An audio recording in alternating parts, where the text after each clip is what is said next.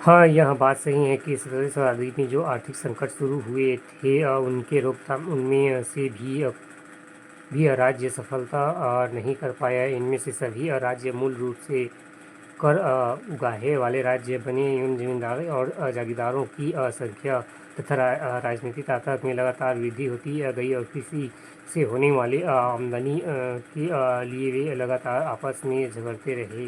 इसके साथ साथ किसानों की हालत दिनों दिन बिगड़ती चली गई। जहां इन राज्यों में आंतरिक व्यापार को ठप नहीं होने दिया, वहीं उन्होंने विदेशों से व्यापार को बढ़ावा देने की कोशिश भी की, लेकिन अपने राज्यों के आधारभूत औद्योगिक एवं वाणिज्यिक ढांचे को आधुनिक रूप से देने के लिए इन लोगों ने कुछ नहीं किया।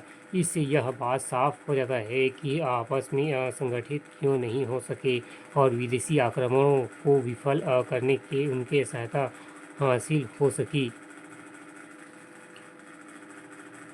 हैदराबाद और कर्नाटक निज़ाम उफ मुल्क फजाज ने 1724 में हैदराबाद की स्थापना की। औरंगजेब के बाद के समय नवाबों में उसका महत्वपूर्ण स्थान था। सैयद बंधुओं को गद्दी से हटाने में उनकी अहम भूमिका थी।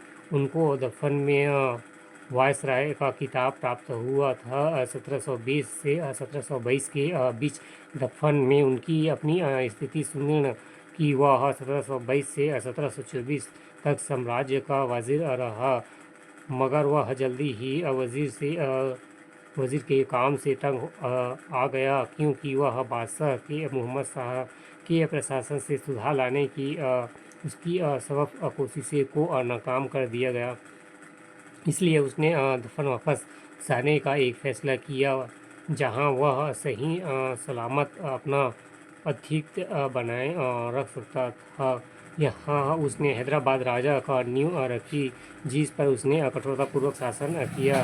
उसने केंद्र सरकार से अपनी स्वतंत्रता की खुलेआम घोषणा कभी नहीं की थी, मगर उसने व्यवहार में स्वतंत्र शासक के रूप में काम किया। उसने दिल्ली की केंद्र सरकार से बिना पूछे लड़ाइयाँ लड़ी एवं सुलहाने किए एवं खिताब बांटे एवं जंगीरें और ओहदे दिए।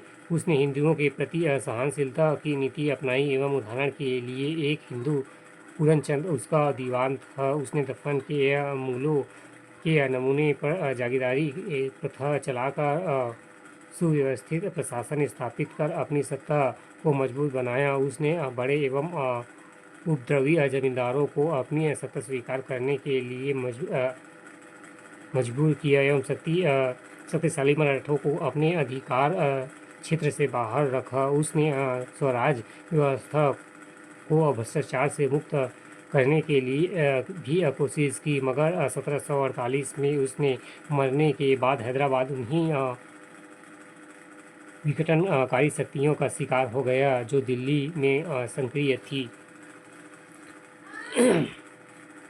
कर्नाटक दफन मुगल का एक सूबा था और इस तरह हैदराबाद के निज़ाम के अधिकार में अंतर्गत आता था, मगर व्यवहार में जिस प्रकार निज़ाम दिल्ली की सरकार से स्वतंत्र हो गया, उसी प्रकार कर्नाटक का नायब सूबेदार, जिसे कर्नाटक का नवाब कहा जाता था, अपने को दफन के नवाब के नियंत्रण से मुक्त कर अपने ओहदे को असंगत बना चुका था। अंततः कर्नाटक के नवाब सादौलत खां ने अपने भतीजे दोस्त अली खां को निज़ाम की मंजूरी के बिना ही अपना उत्तराधिकारी बना दिया। आगे चलकर 1740 के बाद कर्नाटक की स्थिति नवाबी के लिए बराबर संघर्षों के कारण बिगड़ी और इससे यूरोपीय व्यापारिक कंपनियों को भारतीय राजनीति के प्रत्यक्ष रूप में हस्तक्षेप करने का मौका मिल गया।